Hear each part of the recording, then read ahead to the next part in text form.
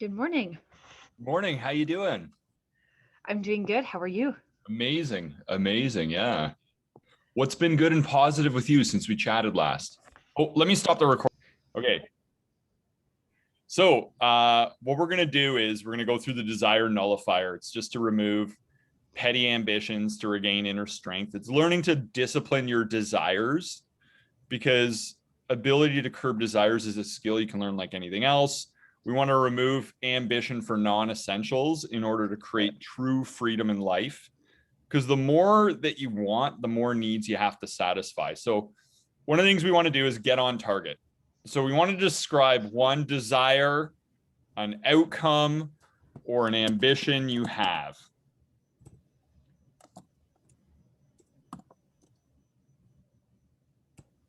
So why don't you give me an example of something? It could be some sort of state. It could be, I desire that my friend isn't depressed. I desire fancy clothes. I desire a new car or a better job. Like, what would it be? That's kind of a desire that's been frustrated. What would it be? Yeah, I would say a desire for like even just like human suffering, like the people around me, so not having them in that like suffering state or that you could say depression or whatnot. Perfect. Okay, so you desire for, let's say, desire for a friend or family member to be pain free. Yes. Okay. Now we want to make sure we're not aiming at a decoy target. So we want to track it back to the root desire. Why do you really want them to be pain free? We'll go as many layers deep as you can. Why do you really want them to do that? I think in a way it's kind of selfish because I feel like even for myself, like it's hard for me to see somebody go through that. Like Okay, I so don't, yeah. so I would say this. Let's frame that a little bit different, perhaps. I the way I'm interpreting it, you're Yeah. you're being I'm interpreting it because you love them. Of course. Of course. Yeah. So rather than selfish, I'd say you probably just love them and I you just do. don't I want to do. see them suffer. Yeah, no. But I'm saying just in terms of like in a way like I don't want that for them because like I love them and I don't want them to suffer. Like that's just like the simple way of putting it, I guess. Yeah. Yeah. Perfect. Okay. Gotcha. Selfish was the wrong word. Yeah. Selfish was so, But I selfish was just was pointing so. back at I me. was like, wow, you came out of the gates harsh like this. I tend to do that sometimes. that was that was good. It added a little bit of, it helps us be in the moment because when you add a little Yeah. bit of comedy, it brings you to the moment. It's one of the best Yes. things to just be very super zen and spiritual. Just add in some comedy and you're living in the moment, you know? All right. So what we're going to do is we're going to go through the three categories of questions and really unpack this one. Okay. The desire that your loved one doesn't suffer. Perfect. Okay. How is this overrated? Even if you can alleviate the suffering, is it only just temporary? Yeah, it's definitely not permanent. Yeah. Yes. And, eventually will that kind of like wear off and be forgotten that they were alleviated from this suffering? Yeah. And will fulfillment of that, if you were to snap your fingers and all of a sudden they're not suffering anymore, will fulfillment of that leaving you wanting more in future? Like then you'll just be like, well, I want to be able to do that again and again and again. Of course. Of Right? course. Yeah. Now, Imagine. Voila. You are yes. cured. And first of all, I love this desire because it's so compassionate. Like this is out of all things you could have desired, this is such a virtuous thing that is meaningful to you. So I definitely honor you in that. Like it's actually one of the least selfish desires, I think, in a way. Like ironically. Let's go back to that word. Let's take Yeah, it back. anytime we need to add in a little bit of a comedy interlude, we're gonna talk about how selfish you are. Okay. Okay. Perfect. Now okay, so let's say you're to do this and all of a sudden they're no longer suffering depression or anything. Well, what important aspects of life will this solution not fix or improve? You know, does it necessarily improve your feelings of well-being or peace? Or not?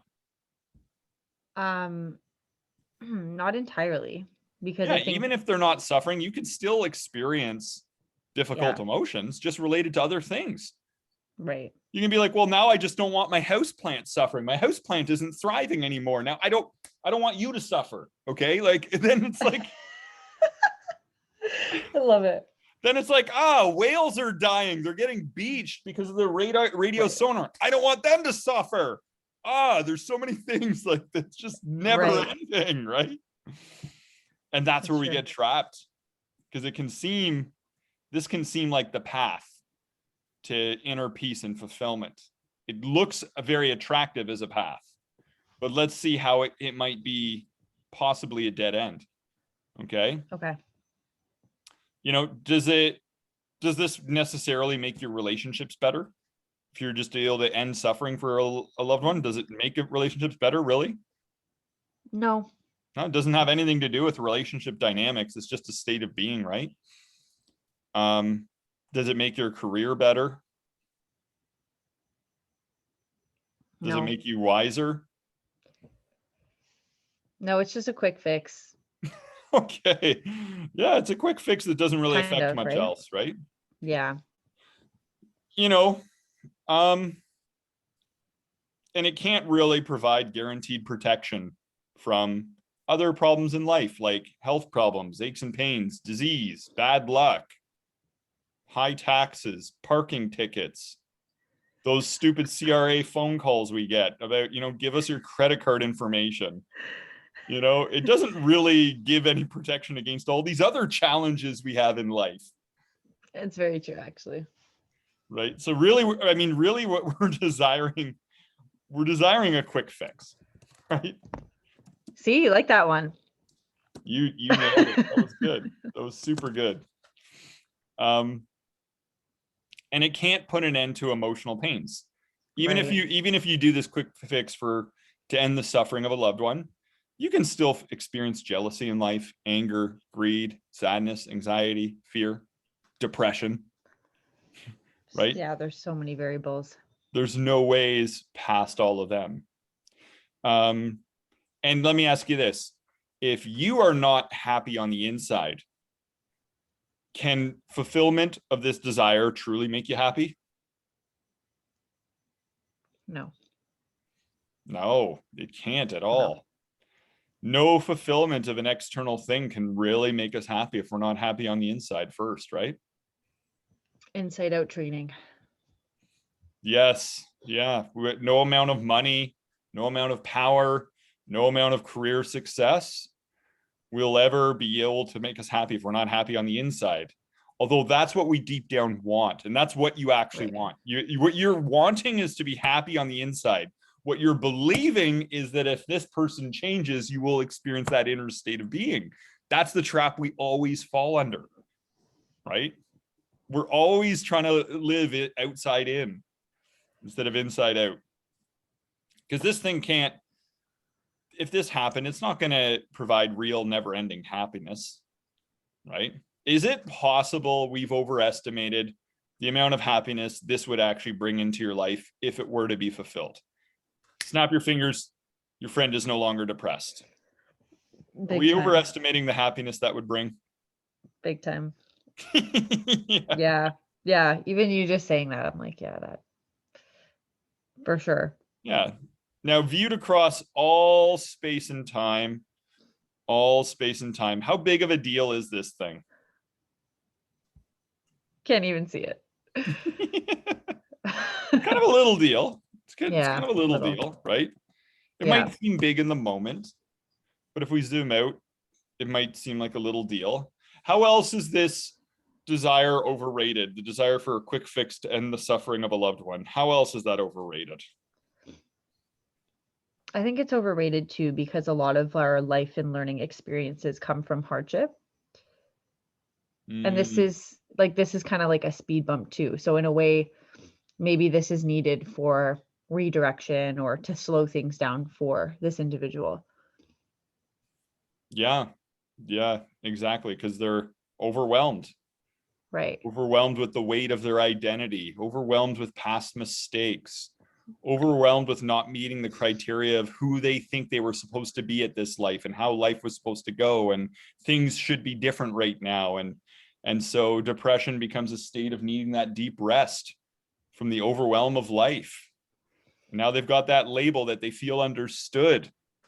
It's like, I feel like something and somebody gets me. I'm understood. I'm depressed. I need a timeout.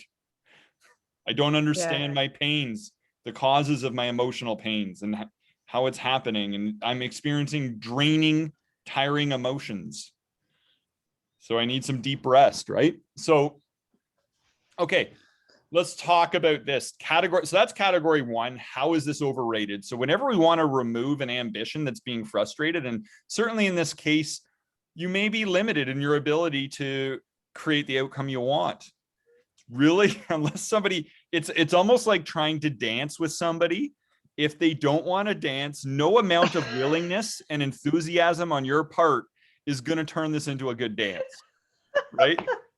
Have you ever been at like a wedding and you saw like that try to happen, like where like an older person tried to take like a kid and be like, come on, let's dance, and the kid's like, come on, look, it's fun, and the kid's like, like I'm going to eat some candy, like, or whatever, right? Or just I'm visualizing this right now, and that's why it's so, or you go to a funny. school dance and some guy is like so jazzed up and approaches a pretty girl and it's like, come on, this is great, and they're like, like, I mean, that's the best analogy you've had yet. That was the best analogy to this day. Yeah, that's my favorite. It takes two to dance, and if you're inviting them to the dance of healing and they don't want to go, like, your enthusiasm and willingness is just going to look kind of goofy, right? Yeah. But if they don't want to dance, you can always ask them later. Try again next like, time. hey, you want to do this thing or what? All right, cool, right? So, okay, so next question is this.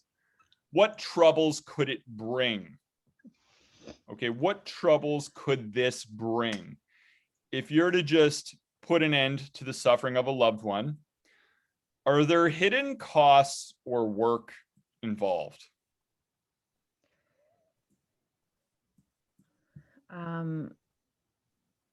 I would say like the tools and like resources, even for him or her, to like overcome obstacles or be solution focused. They won't be there because a genie in the bottle is just snapping the fingers and creating that solution for you. So it's kind of like the Staples button. Like, you know, if you do that, then you don't know how to navigate through other obstacles. They're not going to learn the survival skills. Yeah. Right. And then they become dependent on you for it. And then we reinforced a state of victim and savior. And that's further disempowering. Okay. Right? Because they're like, hey, remember how you ended my suffering? I need you again. I can't fix myself. I didn't get a chance to learn how to do it on my own last time because my suffering ended too fast. So I wasn't motivated to figure it out. Suffering can be motivational fuel in order to get to the next level in life. And it's great because it's like a motivating personal trainer. It's like, I'm going to make it really uncomfortable until you level up, you know, like. Right. And you can deny the invitation to grow and learn and overcome. But if you deny it, it's not going to be a comfortable place to be. Right? It's like, that makes sense. An analogy I like is that Yogananda once talked about, somebody was like, there's so many mosquitoes here. Like, why did God create mosquitoes? Like, what's the purpose of this? Like, we're getting, or no, it wasn't mosquitoes, it was gnats. And then Yogananda was like, well, if it wasn't for this stuff, you get too attached to the earth realm. I mean, even with all of these uncomfortable things, people get too attached and they have spiritual amnesia. They just think this is the ultimate reality, even with all the bad stuff. Like, you know? Yeah. And so sometimes people need that bad stuff to push them from being too attached to their current state of being. Okay. That they don't settle for just being a finished product and becoming a psychological antique, you know, and just living a mechanical robotic life, doing everything the same way without changing your approach to things in life, right? Right. So suffering is that compelling motivational fuel for them, right? And if we take that away, then there's more work for the rest of us, because that person becomes like very psychologically fragile and weak, almost like spoiled rich kid syndrome. If you take Yep. away somebody's pain and suffering and you make things easy for them in life, give them lots of quick fixes, that's usually what leads to the state of being like a spoiled rich kid, right? Yeah. And then becoming very infantile and feeling very like powerless. The exact opposite of what you want. Something to think about. That was a good line. Are you wanting the exact opposite of what you truly want? Yeah. And that's where it's funny because like even in your head, like the way you play it out in your head versus when you actually like even just our discussion, I'm like, oh wow, like I can see it more clearly. But when it's within your own head, you're like, yeah, this is the way. Like this is it. You know what I mean? Oh my gosh, that first of all, that's so wise you said that, because that is one of the biggest challenges in life, is that we accept our best thinking without challenging it. And our best thinking is constantly contaminated with impure motives. We want things to be fast and easy. Of course. We want things to be easier for us now, right? And then sometimes we have other impure motives that are there. And so our best thoughts are usually our preferences for reality rather than our realistic expectations for reality. And we say, this should be fixed now because I don't want to deal with this. Yeah, no, preferences. Yeah, preferences So, is definitely. And we think about it, like if you think about all of the bad things that have happened, all of our bad choices in life and mistakes, all of the messes we've created in our life were always the result of our best thinking at the time.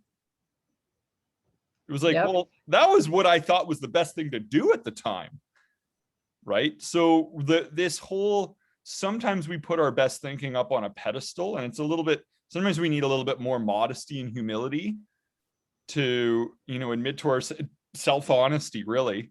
Yeah. To admit to ourselves that even though we think something's a great idea, we might be completely deluded. We might have false judgment. You know, we never truly know what is good for us and the moment, right? No, for sure. So that's a brilliant insight there. Kudos to that. Now, let me ask you this. If this happened, could it contribute to more relationship challenges? If you gave a quick fix for somebody suffering, could that create more relationship challenges? Yes. I'm smiling because I'm like, oh, of course. Of course. Of course. Yeah, it could. It could, because they could be, you know, harder to deal with in other ways. Because it's almost like in the school of life, they got to skip a grade. Right. And so And like now you said, that reliance piece too, right? Yeah. So now they skipped that grade of that specific suffering lesson they were meant to embrace. And so now they're going to the next grade ill prepared. And so they don't have the skills to handle what comes next, right? Yeah. And even with like, just now that I'm thinking, maybe thinking with my head on a little bit better, but in terms of your true identity or even understanding yourself, skipping that step skips all of that too.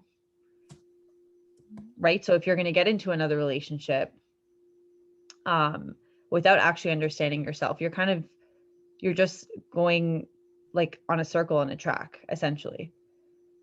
Yeah. Right? Yeah, you're a hamster on a wheel. Hamster on a wheel. And now let me ask you this. Could it also, if this happened, could it bring career challenges? For example, could you become, because you've decided to celebrate the quick fix and put the quick fix concept up on a pedestal, might that affect your habits, decision making, and all of the rest of your processes somehow in your career? Yeah. Yeah, if we want to lose fat, we're going to be looking for what's the quick fix. Is there a magic pill we can take and then we can lose fat? Right? We want to do things quickly and end the pain fast. Right? And once that becomes a habit, then that can bleed into other areas of our life. And if that does happen, I mean, what are the downfalls of the quick fix? Well, you're losing the tools and resources that can help you for long term. That for sure we mentioned. It's like painting over dirt. It's not really sustainable. That reliability piece. So relying on somebody to do that for you. Mm-hmm.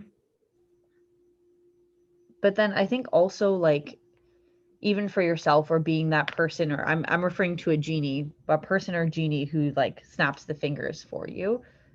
I think it could be tough on, like, even on them too, to have that, like, like that, to put that on themselves or to do that for other people. Like, I think that could be very challenging too, because then you, I don't know what I'm saying now. I lost my train of thought. Yeah, well, I think if anyone really wants to see how that plays out, they could just watch the movie Aladdin. And, when Aladdin doesn't have that genie in the bottle and Jafar's around, and even though he's got the monkey Apu to help him and stuff, like, all hell breaks loose. Right. That's what I'm getting at. Because Aladdin. You don't have resilience. Right? Yeah. So it's a disempowering strategy potentially. And I'm going to say potentially because it's not, this isn't all cut and dry, black and white, right? But now, and when that happens, okay, when that starts to happen, does that, can that lead to a lot of stress for us because of all of these different challenges we have? And can that stress affect our health? Can we end up with health problems from all this stuff down the road?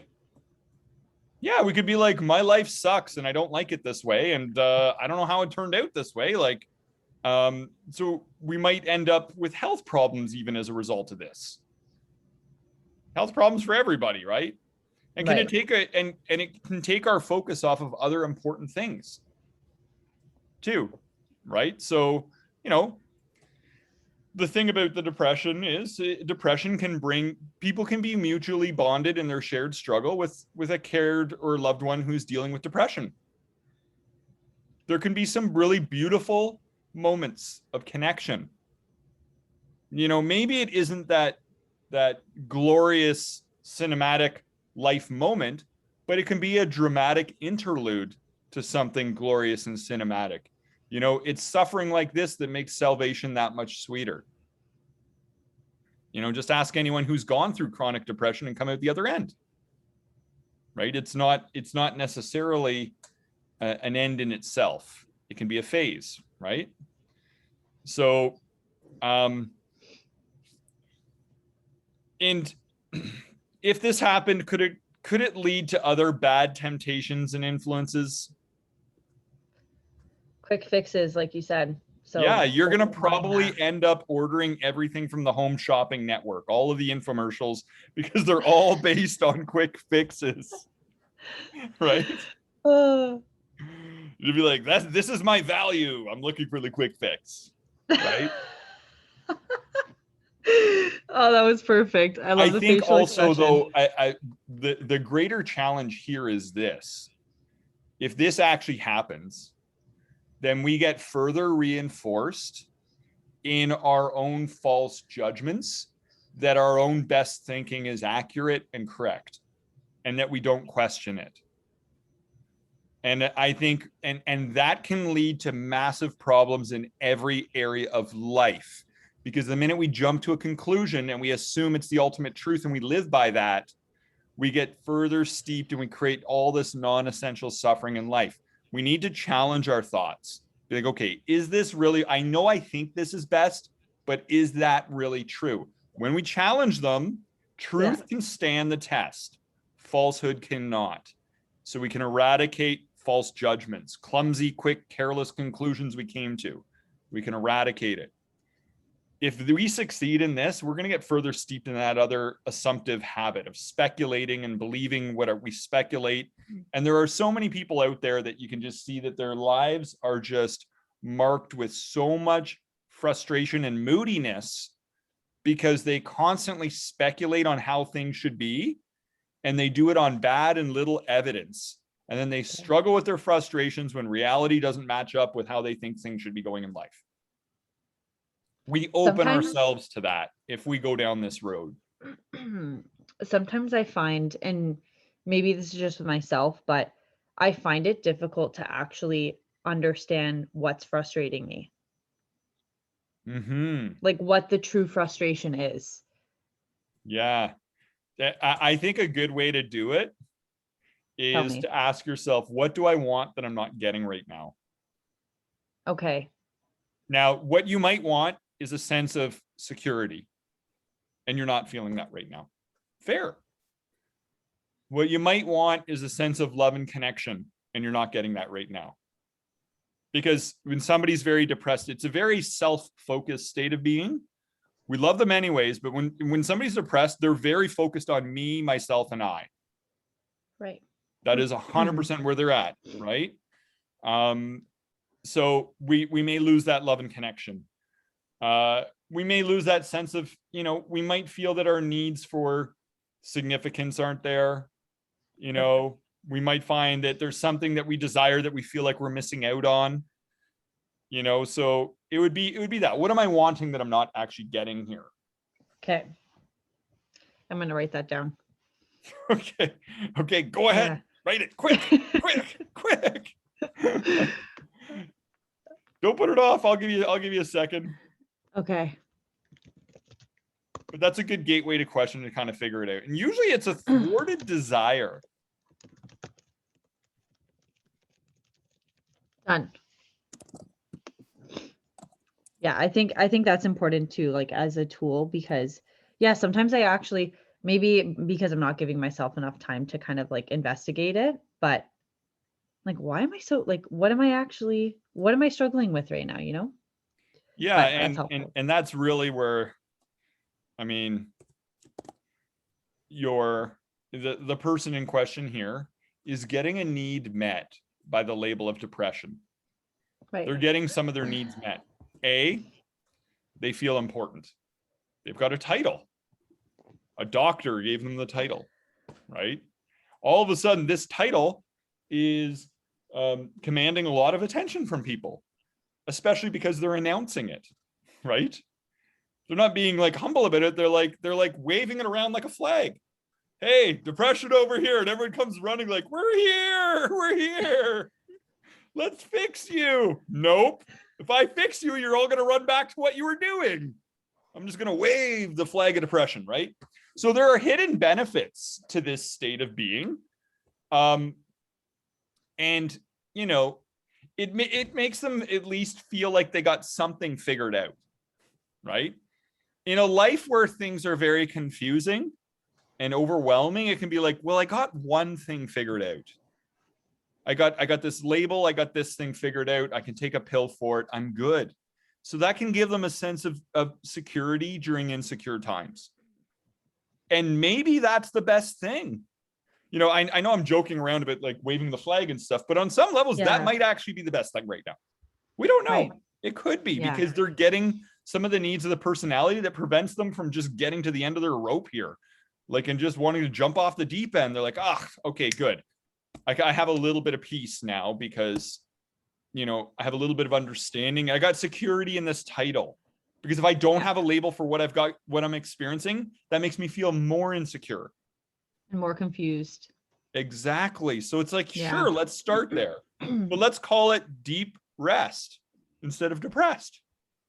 because that's really what you need. And that's honoring you and that things have been overwhelming. It's acknowledging your reality and where you're at, and acknowledging that you just need some time to just rest and recover before you're ready to face your next curriculum in life, right? Yeah. And even just in discussion too, like you mentioning that like the truth kind of always finds its way. It's just a function of kind of trusting that. Like I'm not qualified to know specifically what's best for you, what's best for the next person, what's best. I want what's best. And I think sometimes we just make, yeah, like you said, we make these judgment calls thinking that we do know what's best and that we have to deliver the truth as opposed to people like finding it for themselves, and it'll shine through. I think that's a hard concept to kind of, sometimes it can be a hard concept to like remind yourself of. And I think it's like this, like if you think of everybody as like a hero on their journey, to use like a Joseph Campbell analogy, everyone's on their hero's journey. Now they're going to go to the land of ultimate truth. Okay. And ultimate truth as it relates to, you know, how do you overcome these suffering emotions and everything else? What you're doing is you're saying, hey, here's the road of Monica. Like I can take you there. Okay. But they're saying, I don't want to go down that road right now. Right. But there are other roads that they can take there. Side streets. They can be like, I can go down the road of, right, you know, reading this book or watching this movie or this other friend or family member. Truth has many routes, you know, that people can take to get to that destination.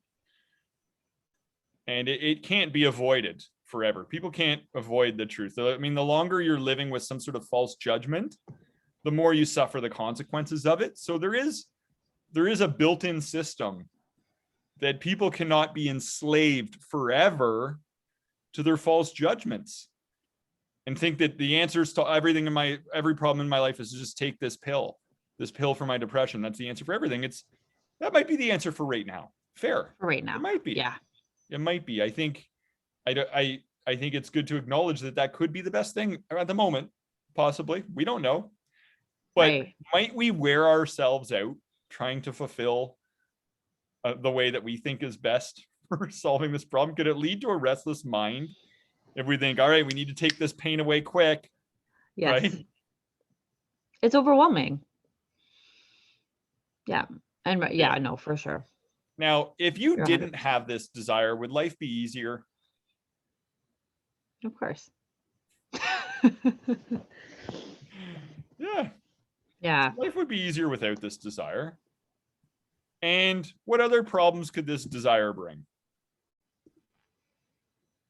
The desire for the quick fix. I think even like receptivity, like to other things, like, or other solutions or other ways. I think when you're always looking for quick fixes, and the way that even I'm talking right now, it's just like you're just looking for that one solution. But is there only one solution? Always? Yeah, so you're looking for your preferred solution rather than the most effective solution. It's kind of like when you tell somebody when they want to go on like a diet, and you kind of say, okay, well, we're going to have to take out, you know, the row of cookies you eat before bed every night and everything else. And they're like, this diet won't work for me. It won't work. It's like, no, this is an effective solution. It's just not the solution you wanted. Right. Then people will rebel against the diet because they're like, nah, forget this. This won't work. No, it's just not, it's not what you wanted the solution to be. You can't take away Chips Ahoy. You just can't. All right. Now, so we got this. Okay. We got, how is this overrated? Question 1. What troubles could it bring? Question 2. Are you good with the amount of that we've kind of teased this desire through those questions? So why don't we go on to number 3? Because this is really a 3-step process. And I do this for every outcome, desire, or ambition, just so I can remove the non-essential ambitions. So I'm not getting distracted in life. Now, number 3 is, what else could you focus on? You know, how might you replace this desire with something more positive to focus on? We want the quick fix to end pain and suffering for a loved one.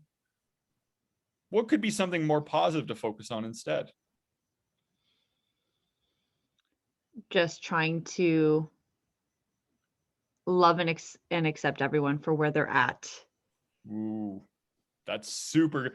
You rolled out of the gates. It's like one of the best answers you could possibly have for this entire category. Okay. I think, learning to better relate to the realities of other people. Learning to better relate to the realities of other people and validate where they are right now. And acknowledge where they are right now. We all have free will and we're all progressing at our own pace, right? And just as we've been through stages in our life where we were learning lessons that now seem kind of foolish, it's like, okay, well, let me ask you this. What was your favorite outfit when you were 10 years old? My favorite outfit was like my soccer outfit. So I would wear like soccer shorts and a shirt, like the athletic gear. To like restaurants and stuff like that, like out in public too?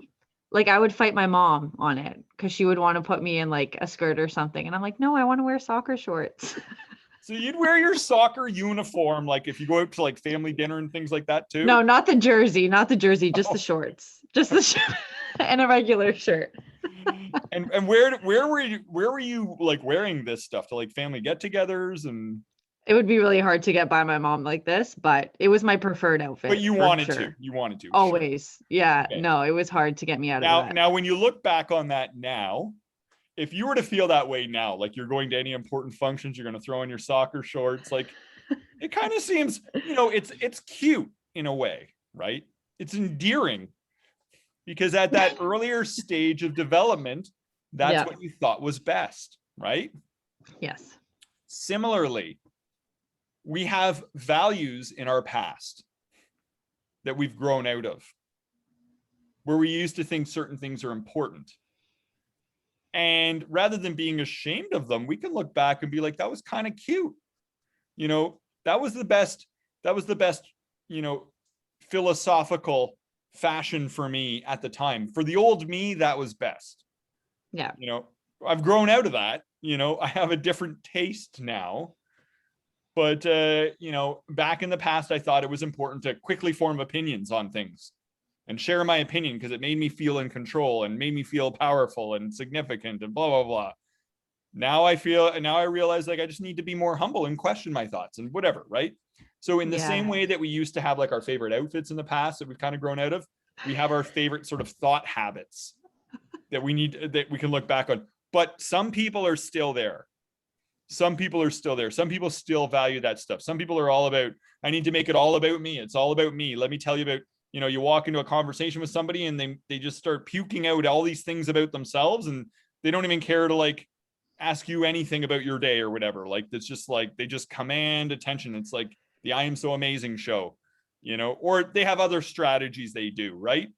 Right. And it's just the same thing, but we just need to respect that everybody's just at different stages and experiencing different realities. And in their reality, they're doing the right thing. That's the right thing to do. Right. Like that's the best fashion. Yeah, you've said that before. Yeah. No, it's soccer shorts are the best. Skirts suck.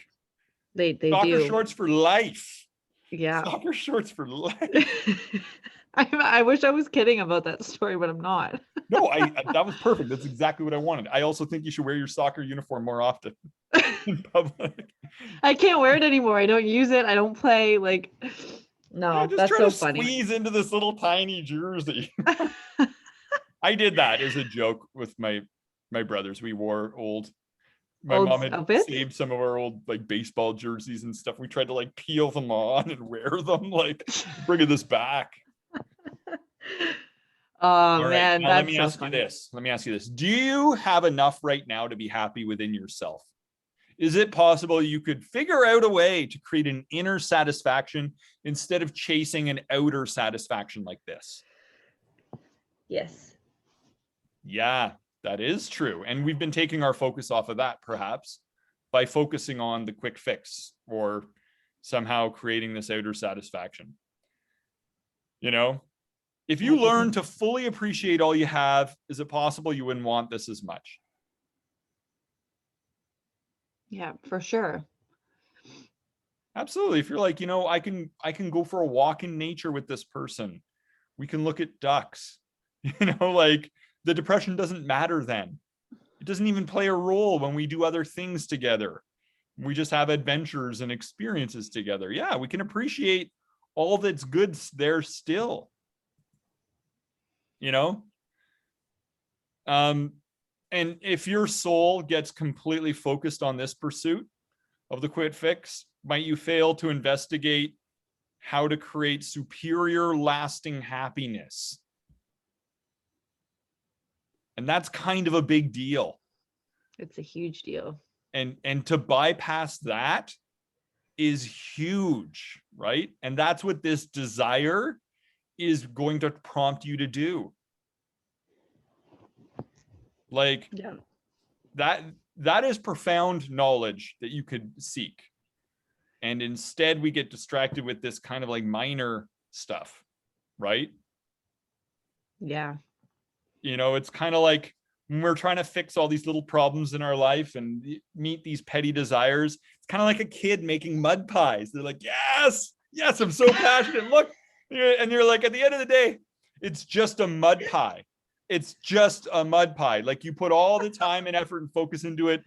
It's not really compared against all time and space, the most grand thing, right? Like, but that's how us in our adult lives, we act sometimes with the things we get focused on. It's like, this is just a mud pie. Like it's just you playing with a toy car. Like it's not a big deal, but you're treating it like it's the ultimate pursuit in reality. And that's where the frustrations lie. Of course it does. Because at the end of the day, you're like, I spent all my time making this mud pie and it was supposed to make it so that my story ends so that I live happily ever after. I make this mud pie, then I live happily ever after, just like all the storybooks say. That's not happening. Now I'm frustrated. I thought this was the path. And I realize it's a dead end. And that's the thing with our desires. We think that, having a certain amount of money is the path. We think that having a certain relationship is the path.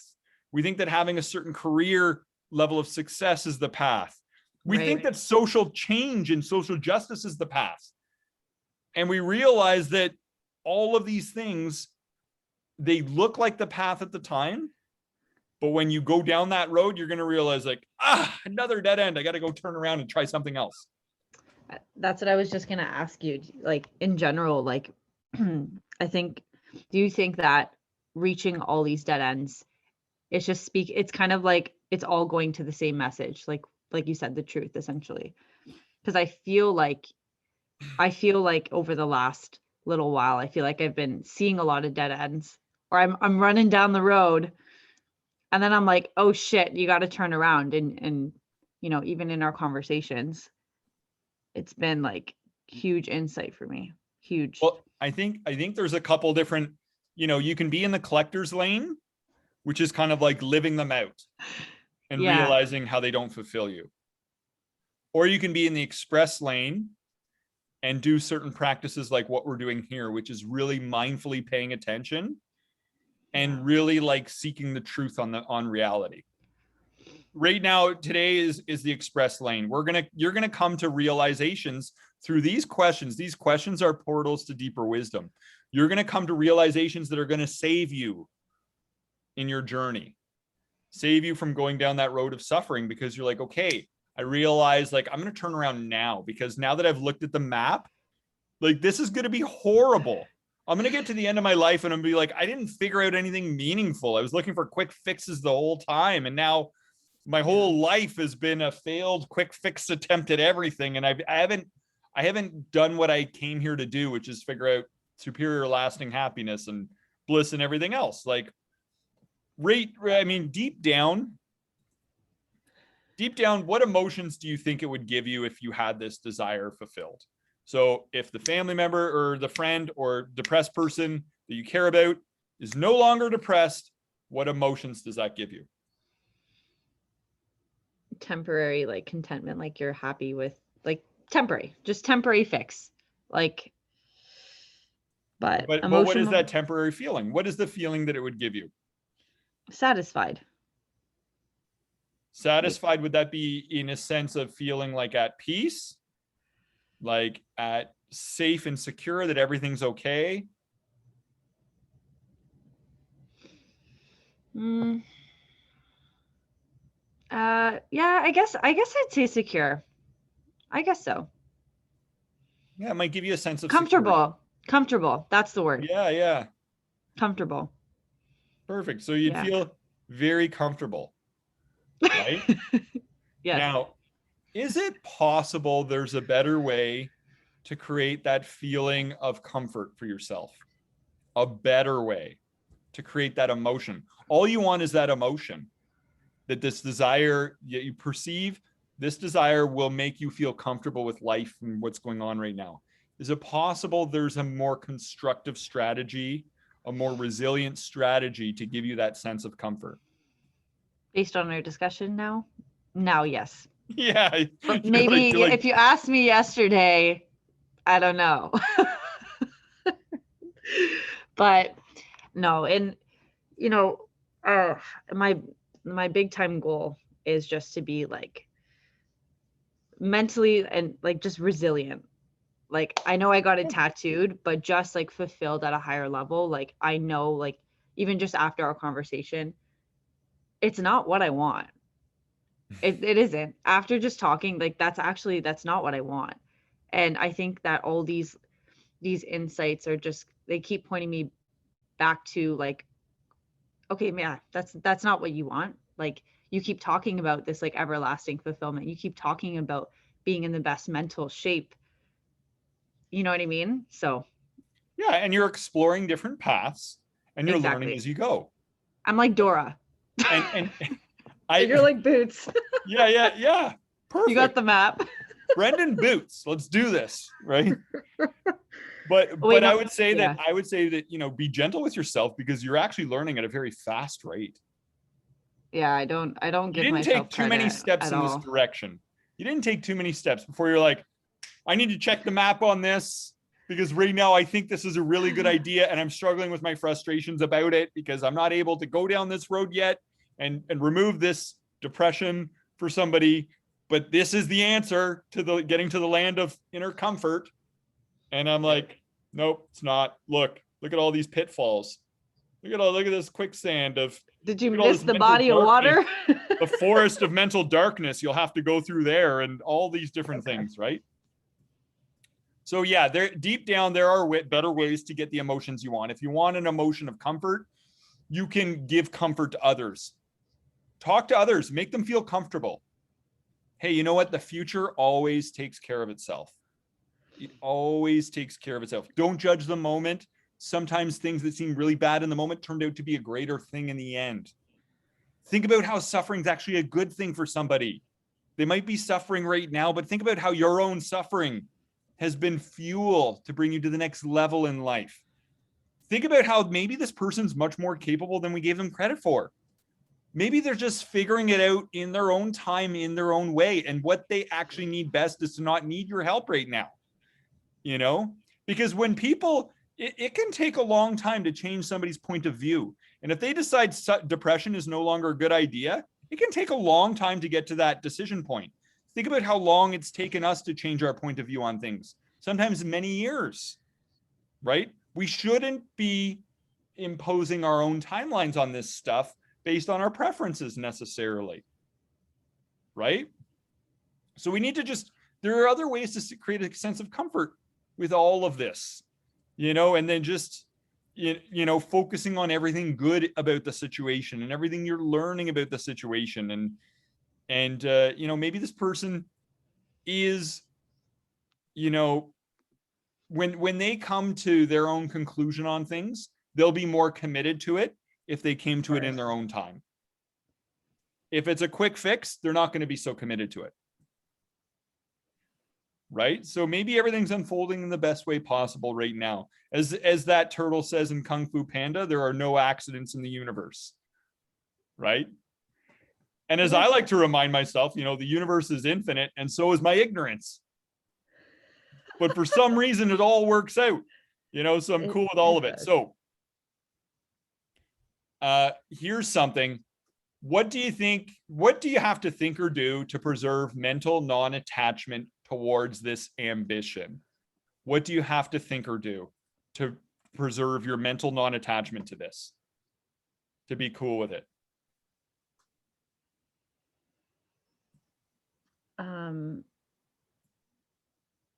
I think just even like taking the extra time just to like reflect on what you said, like what do I want right now that I'm not getting, so that I can try and be that for others. So like if it's comfort, like you said, comforting others, that's the effective approach, not trying to enforce what outcome I want to get, the outcome specifically in a situation, more of the feeling in other ways. Mm-hmm. Does that make sense? Yeah. Absolutely. So give away the need that you want for yourself. If you want comfort, give it away to others, and you'll experience it. You could also use memory. Think of a time when you were comfortable, right? Think of thoughts that bring comfort. Play comforting music, whatever you want to do. There's so many different strategies that you could take to get you there, right? Right. And at the end of the day, instead of chasing after desires like this and going down these roads, we can create an inner satisfaction.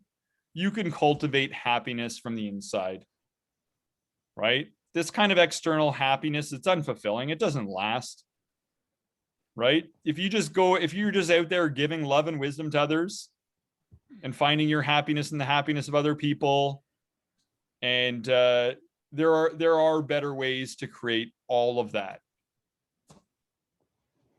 So, and there's a deep spiritual piece to this as well. And I think when you do enough practice of this, you might come to realize that all desires are a perversion of the desire for connection with the higher power and the ultimate security. And that might sound like very far-fetched in this moment, but I think that's ultimately where enough of this practice will take you. What you acquire in your soul is all you're going to be taking with you after you leave the shores of mortality in this life. We can't take with us all of these things, these achievements we've had on the outside, all of these career successes, worldly possessions, a lot of the things we're desiring. It's like we're in a playroom and you got to give that stuff all back. But who you are when you leave that playroom, you take with you, right? So I think a lot of it is all about focusing on what's really important with the time we have. And to do that, I think it's important to eradicate our non-essential ambitions and expose some of our faulty ambitions for what they are, because you can spend a long time, a lifetime, chasing a misguided ambition. Like, you can spend a lifetime just trying to quickly take away the pain and suffering of others, not realizing at the end it was a false judgment call. Everybody's infantile and useless. You did it all for them. They needed that. They needed that suffering for their growth. It's like trees. If they don't get enough wind, they don't develop strong roots. You might be like, I want to make life easy for my tree. No wind. Okay, well, now it doesn't have any strong roots. It doesn't have any resilience. Suffering in its own way creates resilience. It is actually an ally in creating a resilient being. Without it, can you ever be resilient if you don't endure any suffering in your life? No. No, it's an essential ingredient. We don't want to take that away when it's necessary. We can remove non-essential suffering, perhaps to some degree, but there is an essential level there that's meant for somebody's growth to get them on track. It's like a spiritual GPS. When you're off track with where you're supposed to go, you're going to suffer. If you have wrong judgments about things, you're going to suffer the consequences. Wrong ambitions, you're going to suffer the consequences. Like, it actually keeps us on track. So we can keep moving forward and keep eradicating the causes of our suffering, which is usually a lot of delusions and false judgments. And then, once you find the truth will set you free. It's that simple. All right. Key takeaways from today. Well, one of the biggest ones I would say is even just like questioning your preferences and actually challenging them. That speaks volumes, because it's a lot easier to just think you always have the way, or like you know it all and can see it all. So zooming out and actually challenging those thoughts. One of the biggest takeaways for sure. And then I would say another takeaway too is just like meeting people where they're at, and like truly accepting them for where they're at, and just like trusting that they will find the truth in their own way. I think that is the empowering perspective. That's the perspective that you want to put energy towards and potentially attach yourself to, because the other way around just didn't work. It's not working for me. You can take the other way around for sure. Yeah. You can take whatever lane you want. Eventually you have to come to truth, because there's no other place to go.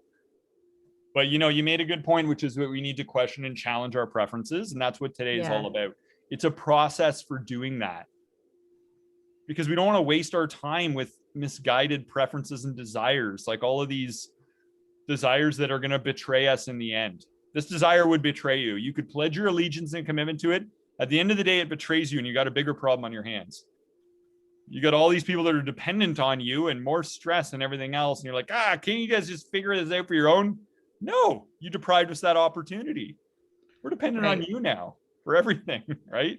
Yeah, it's true. So that's what we can do whenever your desires are being thwarted, which is, a cause of anger, frustration, all these things. We can always try to discipline our desires, make us not want that thing that's not happening for us. And we do that, life becomes easier. Now, at the beginning of our conversation, on a scale of 1 to 10, how much did you want this to happen? To just be able to be like, okay, let's just end this now. You don't have depression. My loved one does not have depression. How much do I want this right now? 1 to 10. I'd say like an 8. Yeah. And now, if you're to be completely self-honest, after exploring all these perspectives, how much do you deeply want this for them to have it all just fixed right now on a scale of 1 to 10? 3.5. 3.5. Good. You've more than cut it in half. Yeah, right? Big time. But that can make it easier for you to kind of be your best self day to day, because you don't have this frustrated ambition, right? And now you can show up and be your best self for those people who need you right now, because you've nullified this desire. A great power has been put in your hands. You can do this anytime for any desire. How is this overrated? What troubles does it bring? What's something better I can do or focus on? Any desire for the rest of your life. And immediately create that inner freedom. Immediately. And remove the source of frustration and pain. Because these questions are generic enough. It can be applied to anything. And this is actually a more unique desire to apply it to. Most of the desires I deal with are like, I want a boyfriend, or I want that job promotion, or I really want to make X amount of money a year, or usually it's things like that. Yours I have to honor you, because you had a very compassionate and loving desire. And I think you're learning how to love even better. I think we all are, actually. I think that's one of the most helpful pursuits and skills and ambitions we can have, is learning how to love better. And so I totally honor you on that. I thought you were 10 out of 10 today in this discussion. You're an 11 out of 10, Brendan. 11. You got to work on your math. That just doesn't add up. 11 out of 10 doesn't work. It doesn't fit. Okay. So I do got to work on my math. That is truth. All right. Awesome work out there today. Let's do a go team in 3. All right. Okay. I'm ready. Here we go. 1, 2, 3. Go team. Go team. Thank you. See ya.